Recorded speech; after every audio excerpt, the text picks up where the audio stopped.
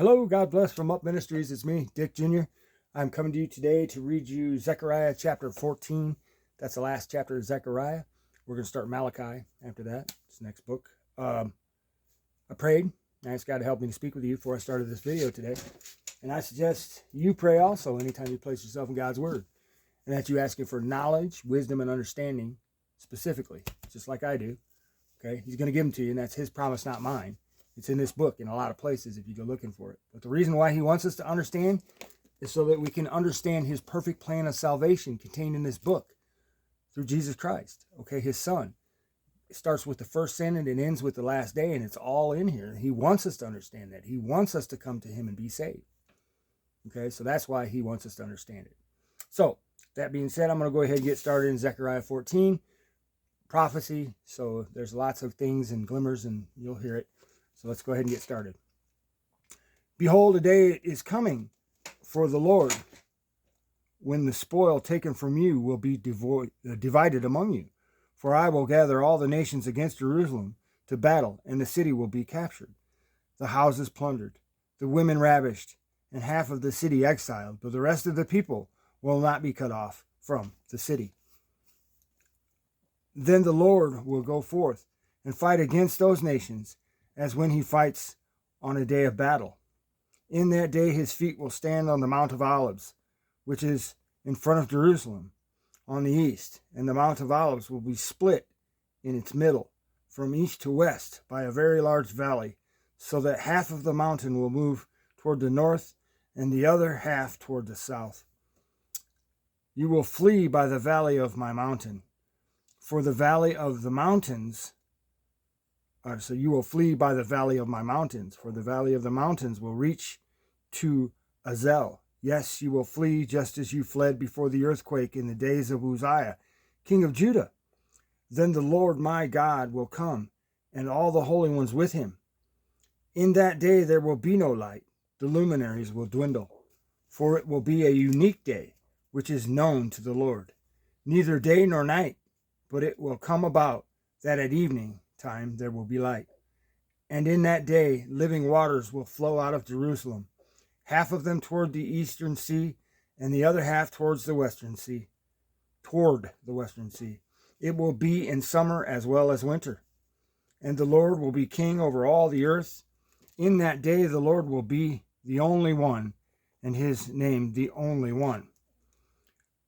Excuse me. All the land will be changed into a plain, from Geba to Ramon, south of Jerusalem.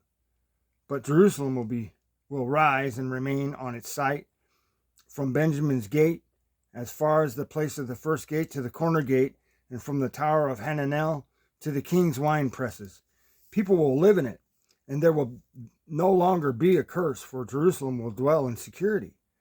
Now this will be the plague with which the Lord will strike all the peoples who have gone to war against Jerusalem. Their flesh will rot while they stand on their feet, and their eyes will rot in their sockets, and their tongue will rot in their mouth.